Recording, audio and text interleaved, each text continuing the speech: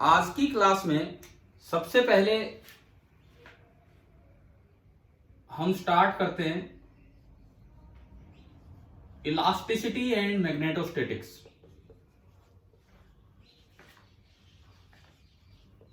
Elasticity and magnetostatics कोई अलग से चैप्टर नहीं है, एक छोटा सा पार्ट है जो मैं आपको बता रहा हूं।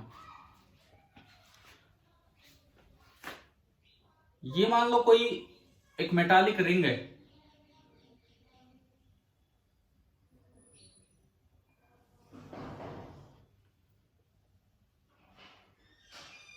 कोई भी एक मेटालिक रिंग है और इसका जो एरिया ऑफ क्रॉस सेक्शन है ये this is A. Area of cross section is A, इस तरह से है। इस मटेरियल का यंग मॉडुलस है वाई, मटेरियल का जो यंग मॉडुलस है दैट इज वाई, और इसमें कोई करंट फ्लो कर रहा है that is I. Radius of the loop is R, radius resistance नहीं रेडियस, और इसको रख दिया हमने एक यूनिफॉर्म ट्रांसवर्स मैग्नेटिक फील्ड में।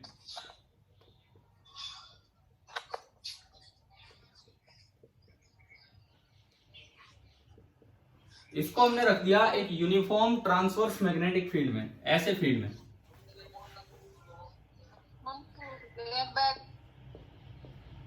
बी यूनिफॉर्म है। सबसे पहली बात आप ये बताओ, मेरा पहला क्वेश्चन इसमें यह है कि रिंग विल ट्राई टू, दो ऑप्शन है, एक्सपेंड या कॉन्ट्रैक्ट।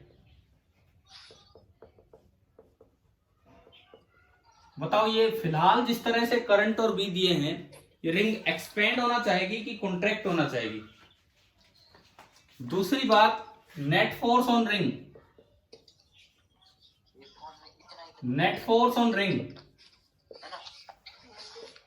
जीरो या नॉन जीरो। बोले भाई आप मेरी बात का जवाब दें, आपस में बातें ना करें। इधर देखो, ये घर पे बातचीत चल रही है तो उसे माइक ऑफ कीजिए। अरे मैं ये कह रहा अपना माइक ऑफ कर लीजिए अगर आप घर पे बात कर रहे हैं तो, मोबाइल के पास बैठ के। देखो ये मैंने दो सवाल दिए आपको। Net force on ring zero और नॉन जीरो, पहले इसका जवाब दो। Net force on the ring zero और नॉन जीरो।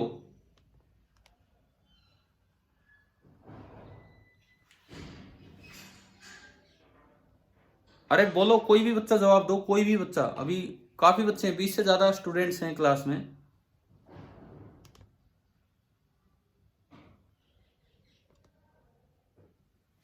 देखिए net force on the ring zero और नॉन जीरो। अगर हम देखें यहां पे यूनिफॉर्म मैग्नेटिक फील्ड है, यूनिफॉर्म मैग्नेटिक फील्ड में फोर्स का फॉर्मूला होता था आई इंटू एल क्रॉस बी, याद होना चाहिए शायद आपको ये। और एल होती थी वेक्टर लेंथ। एक क्लोज लूप की वेक्टर लेंथ कितनी होगी? एक क्लोज लूप की वेक्टर लेंथ कितनी होगी? बोलो, एक क्लोज लूप की वेक्टर लेंथ कितनी होगी? Zero. For a close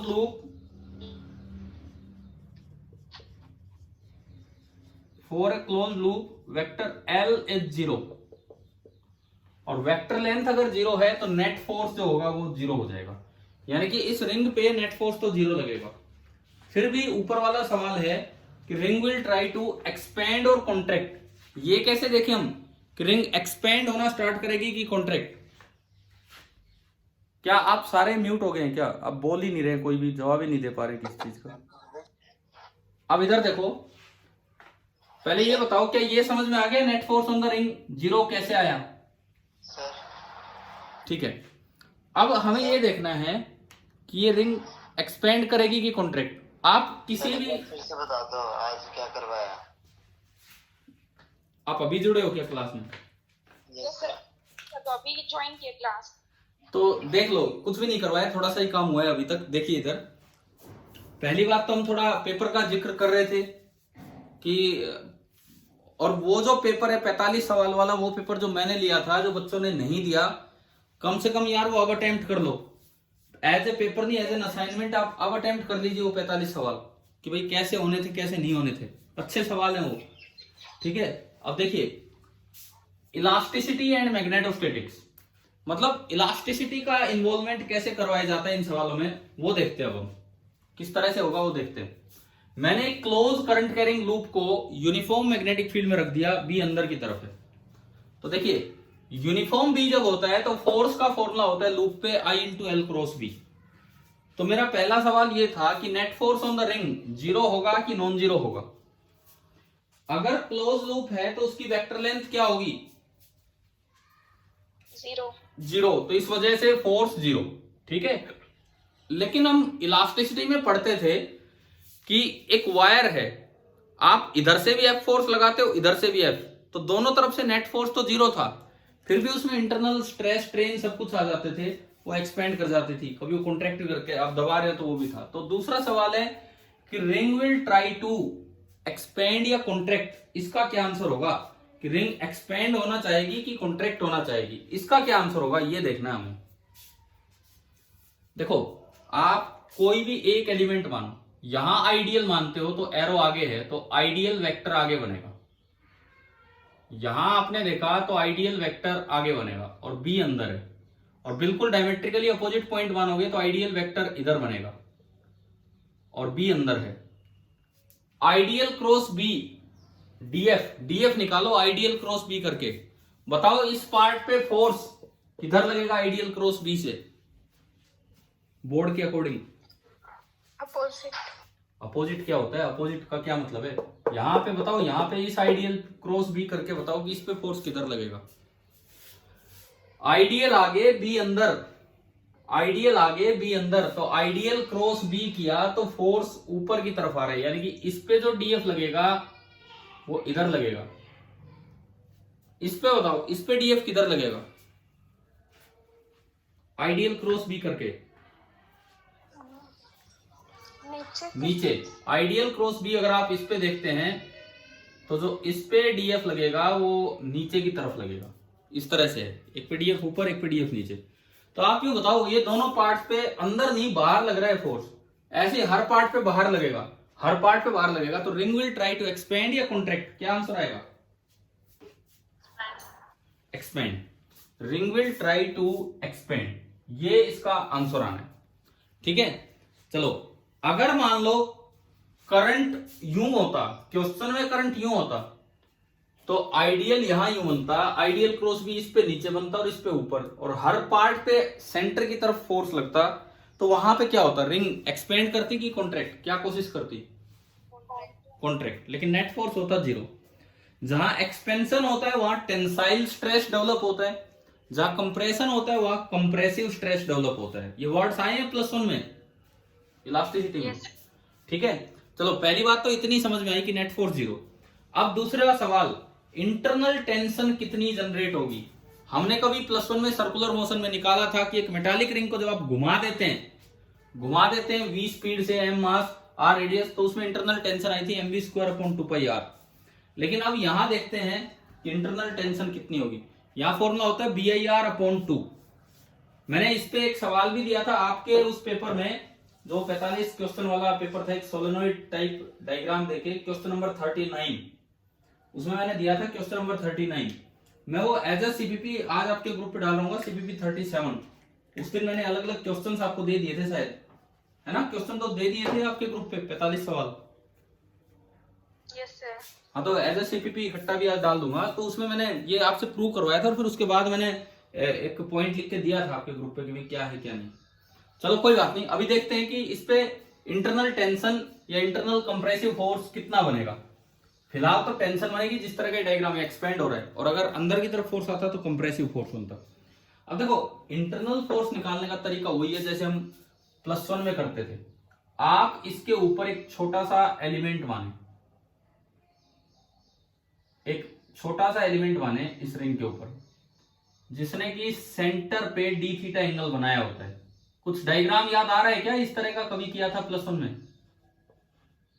circular, Yes, बिल्कुल सेम ऐसा ही। ये एंगल बाइसेक्टर है तो ये आधा हो गया डी थीटा बाई 2।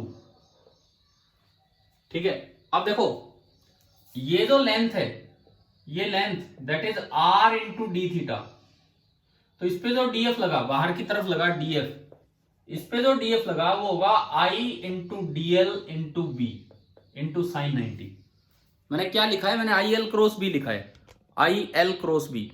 तो I into DL R D theta into B into sine 90। समझ में आ गया कैसे लिखा है force? DF, DF yes, DF कैसे लिखा मैंने? डीएफ वेक्टर ऐसे लिखा, आइडियल क्रॉस बी। इन दोनों के बीच का एंगल 90 तो साइन 91, और डीएल की वैल्यू मैंने लिख दी आर डी थीटा। क्लियर है ना डीएफ कैसे लिखा? ठीक है, अब देखो इस पार्ट को बचाने के लिए, रोक के रखने के लिए कि ये बाहर ना भाग जाए, बाकी साइड दोनों पार्ट अपनी तरफ एक फोर्स लगाएंगे, दैट इज टेंशन फोर्स। मुझे लगता है धीरे धीरे जैसे जैसे डायग्राम बढ़ेगा आपको एग्जैक्टली +1 वाला डायग्राम याद आ रहा होगा कि कैसे वो चीज हमने देखी थी। ठीक है, अब देखिए ये डी थीटा बाई 2 तो ये भी D theta by 2, alternate interior. तो ये 90 माइनस तो अगेन ये डी थीटा बाई 2। यहां भी ऐसे ही ये डी थीटा बाई 2 बनेगा, ये 90 माइनस तो ये भी डी थीटा बाई 2। अब देखो टेंशन के जो इधर उधर कंपोनेंट होंगे वो तो कैंसिल हो जाने, T cos D theta by 2 और ये वाला भी T cos D theta by 2, ये तो कैंसिल हो गए। और जो नीचे की तरफ कंपोनेंट आएंगे T sine D theta by 2 and T sine D theta by 2। इन दोनों का सम आज ऊपर वाले डीएफ को बैलेंस कर रहा होगा। +1 में जब हमने पढ़ा था तो इन दोनों का सम सेंट्रीपिटल फोर्स प्रोवाइड कर रहा था, तो उसे इक्वेट किया था DM into R square by 2। +1 में इक्वेशन ये बनी थी कि 2t sign D theta by 2, नीचे की तरफ जो नेट फोर्स है वहां लिखा था DM into V square by R, लेकिन आज बनेगा वो डीएफ के बराबर। और डीएफ कितना है? I R D theta into B. अब बताओ, एक अप्रोक्सीमेशन यहां यूज करना होता है कि for small angles sine theta को हम क्या लिख सकते हैं? For small angles sine theta को हम क्या लिख सकते हैं? theta, theta. तो आप साइन डी थीटा बाई 2 को डी थीटा बाई 2 लिख सकते हैं। ये सारे स्टेप सेम है, बस ये साइड चेंज होगी उस +1 वाले सवाल से। डी थीटा इंटू बी, देखो 2 से 2 गया, डी थीटा से डी थीटा गया, T 2t sine of D theta by 2 is equal to I into R into D theta into B. यहां से t बराबर आया b into I into R. ना ना ना ना ना ना ना, मैंने क्या आंसर दिया था कल कि ये t कितना आता है, टेंशन कितनी आती है यहाँ पे? बाई 2 आना चाहिए, बी आई आर बाई 2 आना चाहिए। एक मिनट देखते हैं इसमें कहाँ पे क्या कुछ भूल गए हम। ये आर डी थीटा लेंथ है, इस पे जो डीएफ लगेगा, डीएफ ऊपर की तरफ, that is I into R D theta into B, I into R D theta into B. ठीक है, ना ना ना वो 2 नहीं आएगा। अगर मैंने वहां पे 2 लिखा है तो वो आपके इस क्वेश्चन को देखते हुए लिख दिया होगा। ये जो क्वेश्चन नंबर 39 था ना, उसको देखते हुए लिखा होगा। जनरल ये आएगा, वो गलती से वो 2 कहाँ लिखा गया है? आपका जो क्वेश्चन दिया था मैंने, अगर किसी बच्चे ने पेपर दिया उसमें सोलेनोइड था, सोलेनोइड के अंदर मैग्नेटिक फील्ड बी था और वो एंड पे रखा था, वो कोर जो है, सॉरी वो करंट कैरिंग वायर एंड पे रखी थी। तो हमें पता होगा कि सोलेनोइड के अंदर अगर फील्ड बी है तो एंड पे कितना होता है? सोलेनोइड के अंदर अगर फील्ड बी है तो एंड पे कितना होता है बताओ?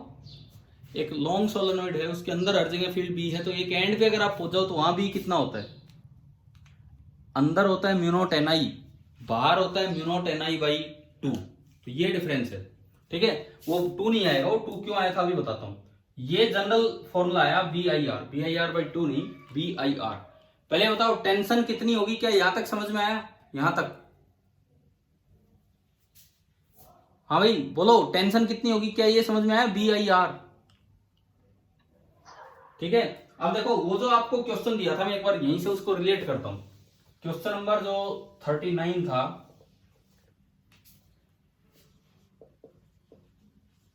आपका जो पिछला टेस्ट था सीपीपी 37 का क्वेश्चन नंबर 39, उसमें सुने, उसमें ये था कि एक लॉन्ग सोलेनोइड है और उसके अंदर हर जगह फील्ड है बी, इंटीरियर में जो फील्ड है दैट इज बी, और उसके बाहर एक एंड पे एक आर रेडियस का एक करंट कैरिंग लूप रखा है और उसमें करंट फ्लो कर रहा था आई। यहां पे एक आर रेडियस का आई करंट वाला एक लूप रखा है, ठीक है। उसके लिए ट्रांसफर फील्ड तो होगा क्योंकि बी यहां पे भी है, लेकिन अगर यहां फील्ड बी है तो यहां कितना होगा? सोलेनोइड का याद है क्या आपको? एंड पे mu naught N I by 2 हो गया था। हाँ, तो एंड पे अगर यहां पे फील्ड बी दिया है क्वेश्चन में म्यू नॉट एन आई, तो वहां फील्ड हो जाना है B by 2, mu naught N I by 2। तो अब इस सवाल में पूछा था कि अगर इंटरनल टेंशन, मैकेनिकल टेंशन जो बनी वो B I R upon X है तो एक्स कितना होगा। इन्होंने क्वेश्चन इस तरह से मैंने आपको लिख के दिया था, टेंशन अगर B I R upon X है तो एक्स क्या होगा। तो अभी हमने टेंशन का फॉर्मूला पढ़ा, टेंशन होती है बी आई आर, लेकिन वहां पे बी नहीं है, बी तो बीच में है, तो वहां फील्ड कितना होगा? B by 2 into I R. इसको इससे कंपेयर करोगे तो एक्स की वैल्यू उस सवाल में कितनी आ गई? 2। हमें एक फॉर्मूला जो याद रख लेना है वो ये है कि अगर एक ट्रांसवर्स मैग्नेटिक फील्ड बी में करंट कैरिंग कॉइल आई है जिसका रेडियस आर है, तो जो इंटरनल फोर्स डेवलप होता है, मैकेनिकल फोर्स, वो होता है बी आई आर। ये बताओ यहां तक इतना समझ में आया कि नहीं आया? यहां तक का काम ठीक है। उसके बाद देखिए, अब बात आती है कि अगर एक्सपेंड करना चाहेगा तो कितना एक्सपेंशन होगा। अब ये इलास्टिसिटी पे गया है क्वेश्चन, कैसे देखिए। सबसे पहले मैं लिखूं स्ट्रेस। हाँ जी, इंटरनल टेंशन आपने निकाल ली, cross section area of the wire, wire को कट करूं तो उसका क्रॉस सेक्शन एरिया ए है, internal tension B I R I. तो बताओ स्ट्रेस का क्या फॉर्मूला होता है? स्ट्रेस की क्या डेफिनेशन थी?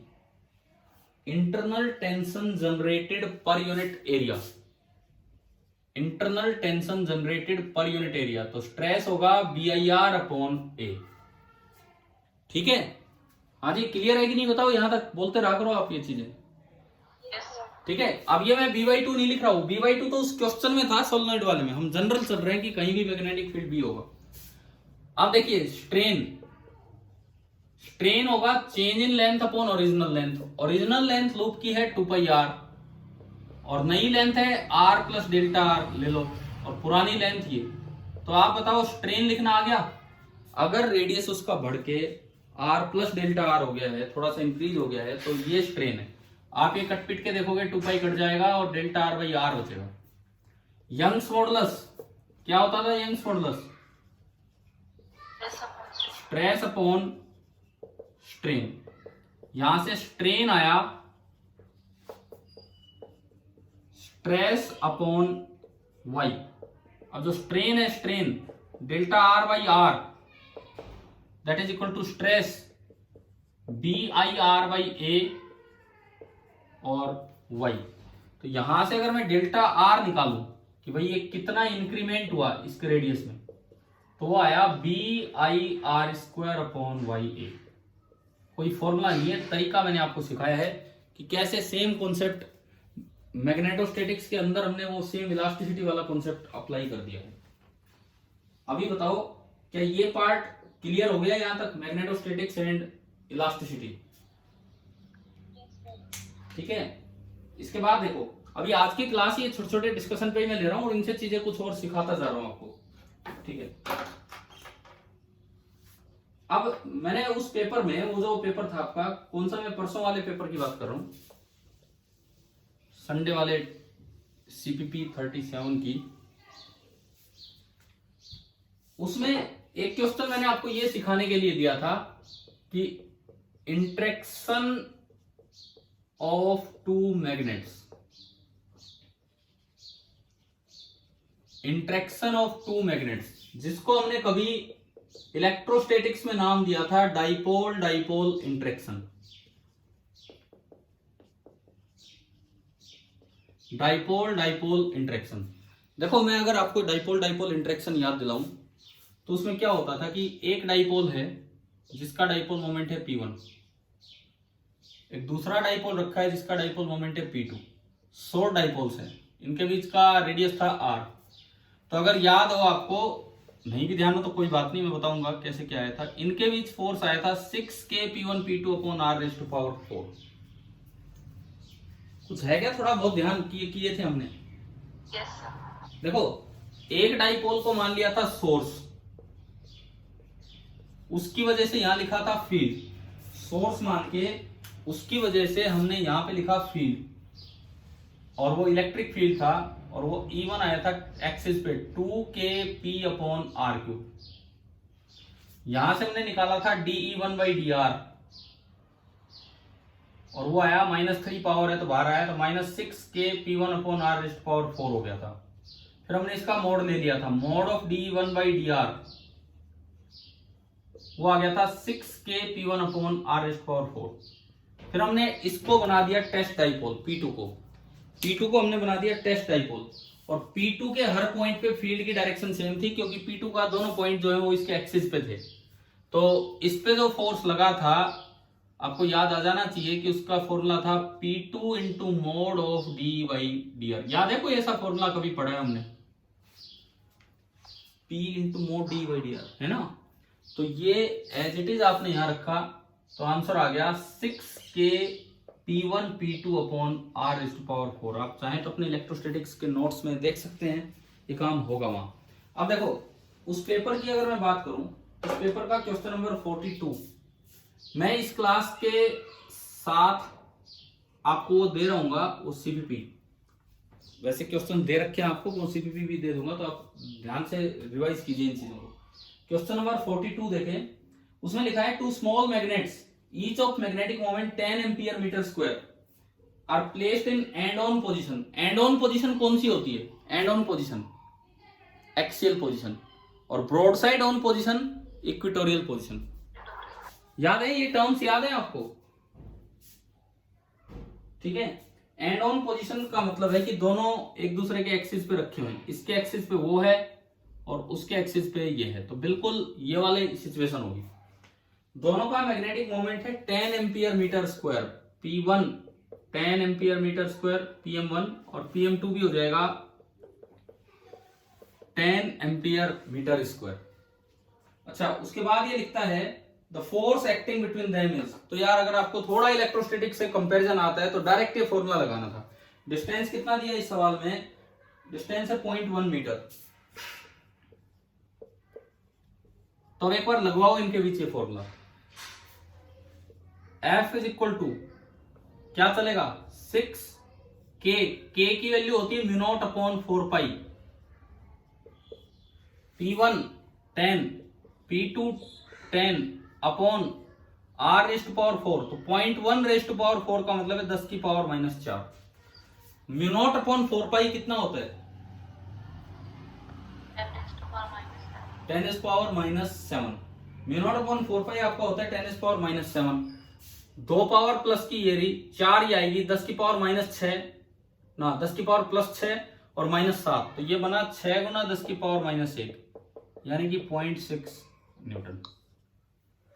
भाई वो जो पेपर था उसमें इस तरह के कॉन्सेप्ट्स डाले गए थे आपको कुछ चीजें समझाने के लिए, बट वो बहुत से बच्चों ने उसे सीरियसली लिया ही नहीं तो वो कर लेना चाहिए था पेपर से पहले, और डाउट्स मुझसे पूछने चाहिए थे। चलो अभी अपनी कॉपी में ऐड करते चलना, जैसे आज जो टॉपिक पढ़ाया, एक अभी इससे पीछे करवाया इलास्टिसिटी के साथ रिलेशन मैग्नेटोस्टैटिक्स का, एक ये dipole dipole interaction as it is जो काम वहां था वही यहाँ पे सीखा है। ठीक है, 2 सवाल मैंने आपको दिए थे गायरोमैग्नेटिक रेशियो के ऊपर बेस्ड, अगर आपने पेपर देखा हो, और उनमें से 1-2 तो एज इट इज आपके यहाँ वाले पेपर में भी आ रहे हैं। मैंने कोन वाले क्वेश्चन दिए थे, कोन एक रिवॉल्विंग कोन है, करवाए थे ऐसे कि भाई उसका मैग्नेटिक मोमेंट निकालो। 2 सवाल मैंने यहां दिए थे, उनमें से एक आप वाले पेपर में भी आ रहा है। स्पाइरल वाला मैंने दिया था, वो सेम नहीं मैंने पूछा कि स्पाइरल है, इनर रेडियस ए आउटर रेडियस बी, मैंने पूछा कि आप मैग्नेटिक मोमेंट निकालो कितना होगा, और जो आपके पेपर में आया हुआ है उसमें पूछ लिया कि मैग्नेटिक फील्ड निकालो। तरीका बिल्कुल सेम था, एलिमेंट बिल्कुल सेम मानना था। अगर आपने ये थोड़ा ट्राई किया होता तो वो भी आपसे हो ही जाता इस तरह से। अच्छा, दूसरी बात ये सुनिए, अगला जो हमारा लेक्चर होगा, मतलब कल से हम नई यूनिट स्टार्ट कर रहे होंगे। बहुत ही अच्छी यूनिट है, बहुत बेसिक सी यूनिट है, जैसे इतनी इंपॉर्टेंट यूनिट है जैसे +1 में मैकेनिक्स में जो रोल रोटेशन का है, मैकेनिक्स की सबसे अच्छी यूनिट कौन सी मानी जाती है मैकेनिक्स में, जिसमें सबसे ज्यादा कॉन्सेप्ट अच्छे से यूज होते हैं, दैट इज रोटेशनल डायनेमिक्स। इसी तरह से यहाँ पे EMI, इलेक्ट्रोमैग्नेटिक इंडक्शन, एक बड़ी अच्छी यूनिट स्टार्ट होने वाली है। अगले टेस्ट में अगर ये सीक्वेंस चलती रही तो आपका EMI आना है, EMI एंड AC, बट वो चीजें हम कल से स्टार्ट कर रहे होंगे। अभी आप आज बता दो अगर आपके डाउट है कोई, तो मैं वो डिस्कस करवा रहा हूँ, ओनली मैं डाउट्स ही ले रहा हूँ अभी इस क्लास में। कुछ भी है तो बताओ यार, इस पेपर से रिलेटेड, आपके पेपर से रिलेटेड या इस पेपर से रिलेटेड।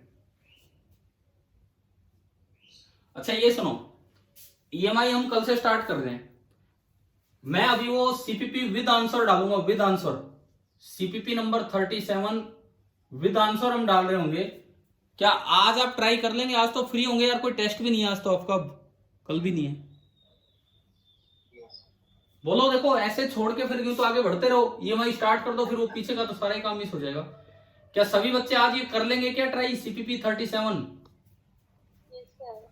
ठीक है, पहला काम ये है कि ये जरूर आज ट्राई कीजिए। 45 क्वेश्चंस का ये CPP होगा जो आपका टेस्ट था वो, और मैं आंसर बोल्ड करके आपके ग्रुप पे डाल रहा हूँ वो पेपर इस तरह से। ठीक है, अभी मैं 2-3 चीजें और डिस्कस कर रहा हूँ, कुछ छोटी छोटी बातें, उसमें अलग अलग तरह के क्वेश्चंस थे। एक आपको ये याद रखना चाहिए जो मैंने आपको बताया था कभी, कि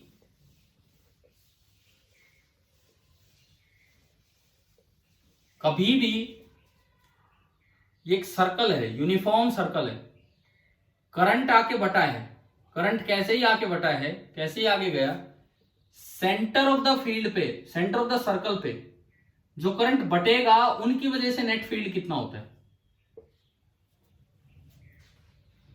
केवल बटने वाले करंट की वजह से, ऊपर नीचे की वजह से, इनको छोड़ो, उनका तो अलग देखना होता है, ऊपर नीचे का नेट फील्ड कितना होता है। क्या करवाया नहीं था एक बार कि 0 होता है, कैंसिल आउट हो जाते हैं? बताओ, ध्यान है क्या? ये करवाया गया था एक बार आपको। मैंने ये कहा था कि बिल्कुल सेंटर पे नहीं, आप थोड़ा नीचे से बांट लो, क्योंकि ऊपर करंट अलग जाएगा तो नंबर ऑफ टर्न्स भी अलग हो जाएंगे, क्योंकि बी के फॉर्मूले में तो खाली करंट नहीं आता, म्यू NI आता है इस तरह से। इस पे भी एक सवाल मैंने दिया था आपके पेपर में, और एक सवाल आपके जो स्कूल टेस्ट है उसमें भी आया हुआ था, दोनों में ये यूज हो रहे हैं। अब मैं देखो स्पाइरल वाले कॉन्सेप्ट पे चलता हूं, हम दोनों चीजें निकाल रहे होंगे। Spiral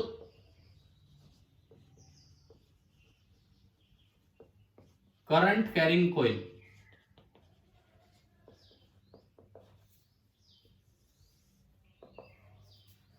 spiral current carrying coil, इस पे हम गए। सपोज कीजिए इस तरह का कोई अरेंजमेंट है और यूं ये बाहर की तरफ खुलता जा रहा है, बहुत पास टर्न्स हैं, इस तरह से बढ़ता जा रहा है। इनर रेडियस A है और आउटर रेडियस B है, और कोई करंट उसमें I फ्लो कर रहा है। तो एक तो सेंटर पे फील्ड निकालना आना चाहिए, और एक इसका मैग्नेटिक मोमेंट निकालना आना चाहिए। मैंने जो पूछा था आपसे उस पेपर में CPP 37 का क्वेश्चन नंबर 32, मैंने तो उसका मैग्नेटिक मोमेंट पूछा था कि कितना होगा। अगर इनर रेडियस है A, आउटर रेडियस B और करंट I, तो मैग्नेटिक मोमेंट कितना होगा। और जो आप वाले पेपर में RPS वाले में आया था उसमें था कि सेंटर पे फील्ड बताओ। तो पहले हम मैग्नेटिक मोमेंट पे आते हैं कि मैग्नेटिक मोमेंट कितना होगा। मान लो इसमें जो नंबर ऑफ टर्न्स है वो N है, टोटल नंबर ऑफ टर्न्स जो बने, ये घूम घूम के जो टर्न्स बन रहे हैं इसमें, टोटल नंबर ऑफ टर्न्स वो हमने माना कि N है। Current through each turn I है, इनर और आउटर रेडियस A और B दिखा दिया। आपको मैग्नेटिक मोमेंट लिखना है तो आपको एक एलिमेंट मानना पड़ेगा। आप यहां से किसी भी आर रेडियस पे गए, थोड़ा सा और आगे गए डी आर, अब ये जो छोटा सा पार्ट बना, ये जो पार्ट बनेगा एक सर्कल का, इसका डीपी लिखेंगे पहले, इसका डीपी। देखो किसी एक टर्म का होता है करंट इनटू एरिया, तो इसमें करंट जा रहा है आई और एरिया है पाई आर स्क्वायर, यहां एरिया है पाई आर स्क्वायर, लेकिन नंबर ऑफ टर्न एक नहीं है। डी आर लेंथ में कितने टर्न आए होंगे, डी आर लेंथ में ये एन टर्न्स कितनी थिकनेस में है, एन टर्न्स कितनी थिकनेस में है बताओ, ये एन टर्न्स कितनी थिकनेस में है। ये पूरा रेडियस बी, ये ए, तो ये थिकनेस कितनी बची बताइए। पूरी स्पाइरल कोइल की थिकनेस कितनी है जिसमें एन टर्न्स है।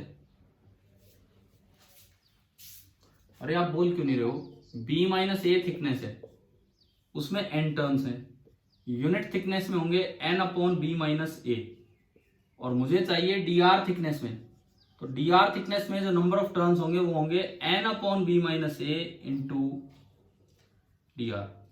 नंबर ऑफ टर्न्स ये होंगे एन अपॉन बी माइनस ए इंटू डी आर, ये नंबर ऑफ टर्न्स है। तो डीपी जो लिखा जाएगा current into area into number of turns, तो यहां जो नंबर ऑफ टर्न्स है वो है एन अपॉन बी माइनस ए और into D R, D R मैंने आगे लिख दिया। तो जो नेट पी होगा वो इसका इंटीग्रेशन होगा, क्योंकि सारे डीपी एक ही डायरेक्शन में आने हैं, प्लेन के परपेंडिकुलर। इंटीग्रेशन करोगे तो N upon B minus A common, pi common, I common, और अंदर बचा आर स्क्वायर डी आर, और आर की लिमिट आपको दिखनी चाहिए ए से बी। अभी बताओ क्या यहां ये पीएम लिखना आ गया कि नहीं आपको। हाँ जी भाई बोलो, क्या ये समझ में आया कि नहीं आया। क्या ये लिखना आ गया है समझ में कि नहीं आया है पीएम। तो इसको मैं अगर आगे बढ़ाऊं, कोई जवाब ही नहीं आ रहा यार आपका। N pi I upon B minus A, R square का इंटीग्रेशन होगा आर क्यूब बाई 3 ए से बी, तो पीएम आया N pi I by 3 times B minus ए, और ऊपर बचा B cube minus A cube. अब B cube minus A cube क्या होगा, A cube minus B cube का फॉर्मूला होता है A minus B into A square plus B square plus A B. तो अगर आप सेम वही फॉर्मूला यहां लगाएं तो पीएम आया N pi I upon 3 times B minus A, B minus A into A square plus A B plus B square.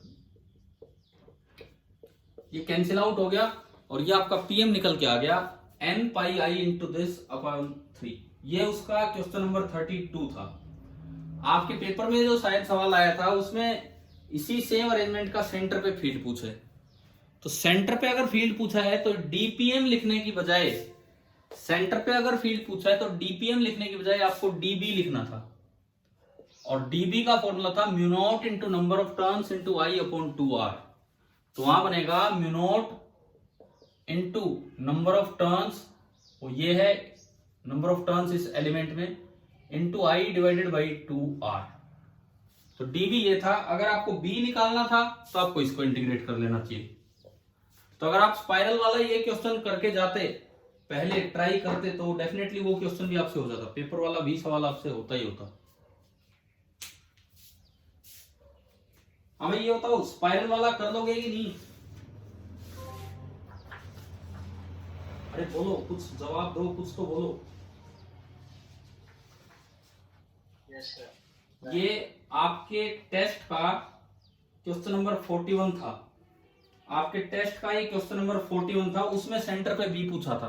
Change इतना सा ही था, देखिए DB is equal to mu naught into number of turns, number of turns था N upon B minus A into D R into I upon 2r, और इसका radius है r। अब अगर आपको टोटल बी चाहिए था तो आपको इसका इंटीग्रेशन करना था। तो जो टोटल बी होगा, ये क्वेश्चन नंबर 41 है आरपीएस टेस्ट सीरीज का, mu naught N I upon B minus A common, 2b common, और अंदर बचा 1/r dr ए से बी। अब अगर आप इसको बढ़ाते हैं आगे तो ये आपका होगा b is equal to mu N I upon 2 times b minus ए, और इसका इंटीग्रेशन होता है ln r और लिमिट a से b, तो ln b minus ln a, और वो बन जाएगा ln of b upon a, ln b minus ln a। तो ये आपका बनना था mu N I upon 2 times b minus A into ln of b upon a। ये आपका मैग्नेटिक फील्ड आना था स्पाइरल वाला। तो ये स्पाइरल करंट कैरिंग कॉइल अपनी कॉपी में एक टॉपिक बना के दोनों काम कर लेना आप, इसका मैग्नेटिक मोमेंट कैसे निकालते हैं वो, और इसके सेंटर पे फील्ड कैसे निकालते हैं ये दोनों की दोनों चीजें आप वहां पे लिख लेना जरूर कि कैसे ये किया। ठीक है, इसके बाद सुनो, इसी में कुछ हमने क्वेश्चन दिए थे ये असर्शन रीजन टाइप आप वाले पेपर में, कुछ इस पे बेस्ड कि जो आपका वो पार्ट था सॉफ्ट आयरन में, इससे क्वेश्चन ले रहा हूं। इसमें लिखा है soft iron is a favoured choice then steel for forming permanent magnet. अब भाई बात ये है कि आपने वो हिस्ट्रीसिस क्लास अटेंड की है कि नहीं की है, पहले ये बताओ। हिस्ट्रीसिस वाला लेक्चर, क्या हिस्ट्रीसिस वाला लेक्चर हमने अटेंड किया है? उस हिस्ट्रीसिस वाले लेक्चर में, हिस्ट्रीसिस वाले लेक्चर में ये चीजें बताई गई हैं, तो आपको वहां से जरूर पढ़ लेनी चाहिए। चलिए आगे हम फिर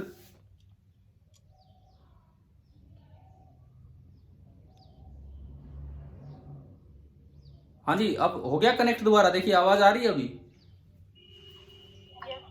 ठीक है, मैं ये पूछ रहा हूं हिस्ट्रीसिस वाला लेक्चर अटेंड भी किया है कि नहीं किया है? कर लिया तो उस पे बेस्ड ये 2-3 चीजें हैं जो आपको एक बार देख लेनी चाहिए। जस्ट हम आज एक फिनिशिंग क्लास ही ले रहे हैं, लगा लो उस पूरे मैग्नेटोस्टैटिक्स और उस चीज पे कुछ डिस्कशन के साथ ही ये जो छोटे छोटे कॉन्सेप्ट हम सीख रहे हैं। हिस्ट्रीसिस वाला लूप ये कहता है कि आप कोई मैग्नेटाइजिंग इंटेंसिटी लगाते हैं H किसी फेरोमैग्नेटिक मटेरियल के लिए, किसी भी फेरोमैग्नेटिक मटेरियल के लिए आपने कोई मैग्नेटाइजिंग इंटेंसिटी H अप्लाई की, और उससे उस फेरोमैग्नेटिक मटेरियल का मैग्नेटाइजेशन हुआ, I बोल दो चाहे M बोल दो। एक फेरोमैग्नेटिक मटेरियल में ये लूप कुछ इस तरह चलता है, शुरू में H बढ़ाओगे I बढ़ेगा, लेकिन वो सैचुरेट हो जाएगा, सैचुरेट हो गया और आगे नहीं जाएगा। लेकिन जब आप H को कम करोगे I खत्म नहीं होगा, कुछ I बच जाएगा। इस बचे हुए I को बोलते हैं रिटेंटिविटी। उस I को खत्म करने के लिए आपको अपोजिट डायरेक्शन में H लगाना पड़ेगा। कितना H लगाना पड़ेगा कि I खत्म हो, बचा हुआ I, उसे बोलते हैं कोएर्सिविटी। रिटेंटिविटी का मतलब है कि आपने मैग्नेटिक फील्ड लगा के पोल्स बनाए एक फेरोमैग्नेटिक मटेरियल में, लेकिन जब मैग्नेटिक फील्ड हटाया तो पोल पूरी तरह से हट नहीं पाए, तो कितनी अंदर मैग्नेटाइजेशन बच गई H हटाने के बाद भी, वो रिटेंटिविटी है। और उस रिटेंटिविटी को खत्म करने के लिए अपोजिट डायरेक्शन में बाद में कितना आपको H लगाना पड़ा, वो कोएर्सिविटी है। This is coercivity, this is retentivity. और फिर दूसरी साइड भी ये लूप ऐसे ही चलता है, और ये लूप यू बनता है। ये होती है रिटेंटिविटी, ये होती है रिटेंटिविटी, और ये होती है कोएर्सिविटी। मैं अगर वर्ड्स का लिखूं यहां पे सिंबल, तो this is retentivity spelling and this is coercivity. और इस लूप का जो एरिया होता है वो हमें energy loss per unit volume बताता है। कुछ ऐसे एप्लीकेशंस होते हैं जैसे ट्रांसफार्मर वगैरह, वहां बार बार मैग्नेटाइजेशन एंड डीमैग्नेटाइजेशन होता है, करंट बढ़ता है कम होता है, तो उनमें क्या होगा कि ये ट्रांसफार्मर आएगा आगे एसी वाले चैप्टर में, तो उनमें क्या होता है कि ऐसा मटेरियल लेना चाहिए जिसका लूप नैरो हो, क्योंकि लूप अगर वाइड हुआ तो बहुत ज्यादा एनर्जी लॉस हो जाएगा। तो 3 बातें आपको ग्राफ से याद रखनी चाहिए, रिटेंटिविटी ये, कोएर्सिविटी ये, और ग्राफ का लूप का जो एरिया है वो एनर्जी लॉस। अच्छा, फिर 3 तरह के मटेरियल भी मैंने उन लेक्चर्स में पढ़ाए थे कि एक तो परमानेंट मैग्नेट बनाने के लिए कैसा मटेरियल लेना चाहिए, एक इलेक्ट्रोमैग्नेट बनाने के लिए कैसा मटेरियल लेना चाहिए, और एक ट्रांसफार्मर की कोर बनाने के लिए कैसे मटेरियल लेना चाहिए। तो अब जैसे उस CPP 37 का क्वेश्चन नंबर 36 था, statement 1, soft iron is a favoured choice then steel for forming permanent magnet. ये स्टेटमेंट गलत है, अगर आप अपनी बुक देखोगे तो वहीं से पता लग जाएगा। सॉफ्ट आयरन की बजाय स्टील को प्रेफर किया जाता है क्योंकि स्टील की कोएर्सिविटी ज्यादा है। वो वहां से आप पढ़ोगे तो पता लगेगा, मेरे लेक्चर्स में मैं वो डाल चुका हूँ पिछले 2-3 लेक्चर्स में कि अगर सॉफ्ट आयरन की जगह स्टील लेते हो तो स्टील की कोएर्सिविटी ज्यादा है। कोएर्सिविटी ज्यादा होने का ये फायदा है कि जो पोल्स बना के देते हैं आप परमानेंट मैग्नेट में, उनके रिमूव होने के चांसेस कम होंगे। पर रिटेंटिविटी तो ये बताती है कि कितने अच्छे पोल बनेंगे, और कोएर्सिविटी ये बताती है कहीं वो पोल गायब ना हो जाए। तो अगर सॉफ्ट आयरन और स्टील इनको देखा जाए तो स्टील की कोएर्सिविटी ज्यादा है, इस वजह से उसे ज्यादा प्रेफर किया जाता है। तो ये पहली ही स्टेटमेंट गलत थी इसमें, ये जो स्टेटमेंट थी यहाँ पे। और दूसरी स्टेटमेंट लिखी थी इस क्वेश्चन में, material suitable for permanent magnet should have high retentivity and high coercivity. तो ये आप पढ़ेंगे बुक से यहां से तो ये सारी चीजें समझ में आएंगी। अब एक बात बताओ, सुनिए, आज अभी आप फ्री हो, आपका अगला लेक्चर तो शायद दोपहर बाद होता है।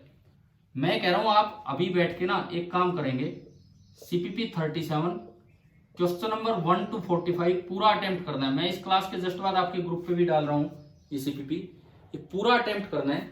और शाम तक आप अपने डाउट्स भेजिए, अगर व्हाट्सएप पे क्लियर हुए तो ठीक है, नहीं तो अगली क्लास में पहले वो डाउट डिस्कशन चलेगा, उसके बाद EMI स्टार्ट होगा।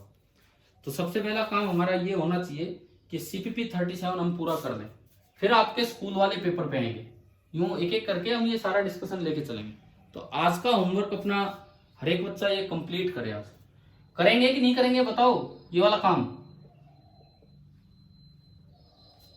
अरे बोलो, आज दिन में कर लोगे ये काम? हाँ बिल्कुल बिल्कुल करना है। उसमें थोड़े वैरायटी ऑफ प्रॉब्लम्स हैं, कुछ चीजें मैंने यहाँ डिस्कस करवा दी। उसके बाद हम आपका स्कूल वाला टेस्ट करेंगे, उसके बाद स्कूल वाला टेस्ट भी करेंगे, लेकिन EMI के साथ साथ पहले इन चीजों पे ध्यान दो, इन चीजों पे फोकस करो, तब जाके बातें बनेंगी। अच्छा, अब इसमें सुनो, एक मैंने आपको वो कॉन्सेप्ट भी दिया था कि ऑब्जर्वर चेंज होने से इलेक्ट्रिक फील्ड चेंज होता है कि मैग्नेटिक फील्ड चेंज होता है। जहां चैप्टर शुरू हुआ तब सिखाई थी ये बातें। चैप्टर शुरू हुआ तब एक बात सिखाई थी आपको कि ये करंट कैरिंग वायर है, इसके बगल में एक चार्ज को आप फेंकते हैं तो वो इधर बैंड हो जाता है। बताओ, करवाया था ये वाला एग्जांपल? तो उसमें मैंने ये सिखाया था कि इलेक्ट्रिक फील्ड है कि मैग्नेटिक फील्ड है, वो कहीं ना कहीं ऑब्जर्वर के मोशन या क्या सी स्टेट है ऑब्जर्वर की, उस पर डिपेंड करता है। ऑब्जर्वर की किस तरह की स्टेट है, वो रेस्ट पे है कि मोशन में है।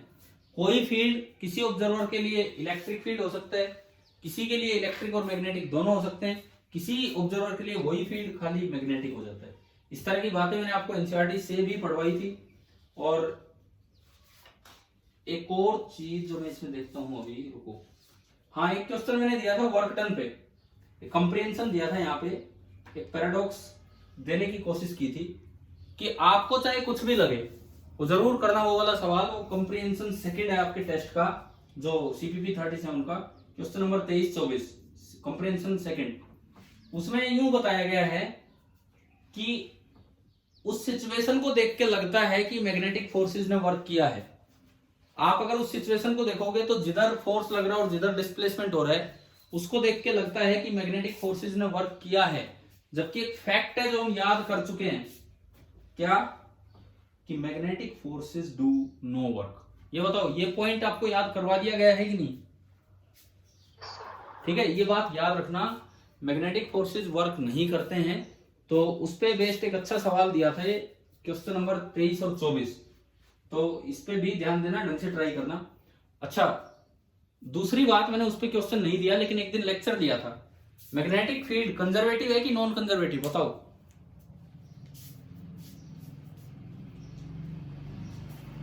बोलिए, अब तो जवाब दीजिए, मैं पूरा पढ़ा चुका हूं। मैग्नेटिक फील्ड कंजर्वेटिव है या नॉन कंजर्वेटिव? हाँ जी बोलो, कोई भी बच्चा जवाब दो यार। क्या क्या, चलो ये बताओ, क्या हमने किसी लेक्चर में ये चीजें डिस्कस की थी? Yes, sir. तो हाँ, तो उससे थोड़ा तो हिंट दो कि क्या बताया था मैंने, कि मैग्नेटिक फील्ड कंजर्वेटिव है कि नॉन कंजर्वेटिव। मैंने ये कहा था कि आप इसका प्रॉपर आंसर नहीं दे सकते हैं। We cannot judge. हाँ, लेकिन उससे भी एक इंपॉर्टेंट बात ये बताई थी, जरूरत ही नहीं है इस चीज को जानने की कि मैग्नेटिक फील्ड कंजर्वेटिव है कि नॉन। क्यों क्यों जरूरत नहीं है? कंजर्वेटिव नॉन कंजर्वेटिव की बात हम तब करते हैं जब कहीं ये देखना पड़े कि वर्क जीरो है कि नॉन जीरो। क्लोज लूप में अगर वर्क जीरो हो तो कंजर्वेटिव है, ओपन लूप में नॉन जीरो, और अगर क्लोज लूप में नॉन जीरो है तो नॉन कंजर्वेटिव। परंतु मैग्नेटिक फोर्सेज में तो ऐसा कॉन्सेप्ट ही नहीं है। क्यों? उनका तो वर्क चाहे क्लोज लूप हो चाहे ओपन लूप हो, हमेशा ही कितना होता है? जीरो होता है। तो हमें इस बात को जानने की जरूरत ही नहीं पड़ती है कि वो कंजर्वेटिव है कि नॉन कंजर्वेटिव। और एक कॉन्सेप्ट को लगा के लगता था कि ये कंजर्वेटिव है, और एक कॉन्सेप्ट को लगा के लगता है कि नॉन कंजर्वेटिव है। तो मुझे नहीं लगता कि कभी भी आपसे ये सवाल पूछा जाएगा कि ये कंजर्वेटिव है कि नॉन कंजर्वेटिव, और अगर होगा तो आप इसका आंसर नहीं दे सकते, क्योंकि दोनों फील्ड्स की प्रॉपर्टी इस फील्ड के अंदर होते हैं, कंजर्वेटिव वाली भी और नॉन कंजर्वेटिव वाली भी। ठीक है। अच्छा, अब एक चीज और, कई बार इस तरह के क्वेश्चंस आते हैं, जैसे एक स्ट्रेट बार मैग्नेट था,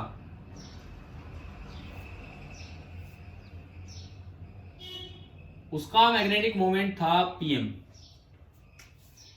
इसको बेंड करके एक सेमी सर्कल बना दिया, इसको बेंड करके एक सेमी सर्कल बना दिया। अब बताओ कि नया मैग्नेटिक मोमेंट पीएम की टर्म्स में कितना होगा? एक स्ट्रेट बार मैग्नेट था, उसका मैग्नेटिक मोमेंट पीएम था, उसको बेंड कर दिया in the form of a semi circle, तो अब नया मैग्नेटिक मोमेंट कितना होगा? कैसे करें इस चीज को? कैसे करें इसको? देखिए, मान लो पोल स्ट्रेंथ है QM, एक साउथ एक नॉर्थ, और मैग्नेटिक लेंथ है L, तो जो PM होगा मैं उसको लिख सकता हूं QM इंटू L। आपने पोल तो काटा नहीं, पोल नहीं काटा, इसका मतलब ये तो अब भी QM ही रहेगा, ये तो अभी भी QM ही रहेगा, लेकिन जो लेंथ है अब वो L नहीं रही, L तो ये लेंथ है, तो ये लेंथ कितनी होगी? ये सेपरेशन बिटवीन द पोल्स, मान लो इसका रेडियस R बनाया, तो ये लेंथ 2R होगी, तो अब जो नया PM होगा that will be equal to QM into 2R। नया जो PM होगा that will be equal to QM into 2R। अब अगर आप यहां से देखें L और R में क्या रिलेशन है? L इसका आधा है सरकमफेरेंस का, सरकमफेरेंस पूरा 2 पाई R, तो L बराबर पाई R, तो R बराबर कितना आ गया? L by pi. ये इसमें पुट किया तो PM dash QM into 2 into L by pi, 2 by pi को तो अलग कर लो, इसके अलावा बचा QM इंटू L, और QM इंटू L है PM, यानी कि जो नया मैग्नेटिक मोमेंट होगा that is 2 by pi times PM। मतलब इस तरह से भी क्वेश्चंस आ सकते हैं कभी कि शेप चेंज कर दी जाए और उससे मैग्नेटिक मोमेंट में क्या चेंज हुआ। पोल स्ट्रेंथ में कोई फर्क नहीं पड़ा, लेकिन मैग्नेटिक मोमेंट में क्या चेंज हुआ वो हमें समझ में आ गया। ठीक है, देखो मैं फिर से आपको इस बात से बार बार अवगत करा रहा हूं, हम EMI स्टार्ट करने वाले हैं, लेकिन अभी बहुत काम आपको मैग्नेटिज्म में अपनी प्रैक्टिस करनी है, क्वेश्चंस करने हैं। तो आज का जो मैंने काम दिया, मैं फिर बार बार बोल रहा हूं, हर बच्चा ये काम आज कर ले। CPP 37 क्वेश्चन नंबर 1 to 45 ढंग से करे। कोई भी डाउट हो तो आप शाम तक डिस्कस करें, 7 बजे के आसपास, शाम को 7 बजे के आसपास हम वो डिस्कशन लेंगे। और दूसरी बात, एक और चीज, मैंने अभी जैसे +1 को ये वाले पार्ट पढ़ाए हैं, मैंने 1-2 बच्चों से पूछे भी थे कि आपको पिछली साल ये करवा दिए थे कि नहीं, कि ये जाके सेंटर पे मिला, ये इधर से मिला, ये इधर से मिला, तो कितनी देर बाद मिलेंगे, कितना डिस्टेंस कवर करेंगे, बताओ याद आ रहा है इस तरह की क्वेश्चन? लेकिन मैंने आपको एक CPP दिया था, मैंने आपको एक सीपीपी दिया था, सीपीपी नंबर मुझे याद नहीं है, उसमें कंप्रेहेंशन बना के दिया था कि ये असल में सीधे नहीं मिलते, ये यूं घूम के मिलते हैं, ये भी यूं घूमेगा, ये भी यूं घूमेगा, तो ये सर्कल काटते रहेंगे और फिर छोटा होता जाएगा सर्कल। तो एक कंप्लीट रिवॉल्यूशन होने पे, एक रिवॉल्यूशन होने पे एक की डिस्टेंस कवर्ड क्या होगी, 2 रिवॉल्यूशन होने पे एक की डिस्टेंस कवर्ड क्या होगी। आप देखना एक सीपीपी है, पता नहीं 20-21 के आसपास है कि कौन सा है, उसमें ऐसे कंप्रेहेंशन दिए थे। तो वो अगर डिस्कस नहीं हुए हैं तो मैं आपको कुछ काइनेमेटिक्स के 2-3 अच्छे वीडियो लेक्चर्स दूंगा। अभी आपका अगला टेस्ट तो अभी है नहीं, अभी आप टेस्ट से फ्री हुए हो, तो थोड़ा हम रिवीजन उन चीजों का भी लेंगे इनके साथ, लेकिन आज नहीं। आज आप पहला काम ये कीजिए। चलो ठीक है भाई, अब इस क्लास को मैं फिनिश कर रहा हूं। Thank you.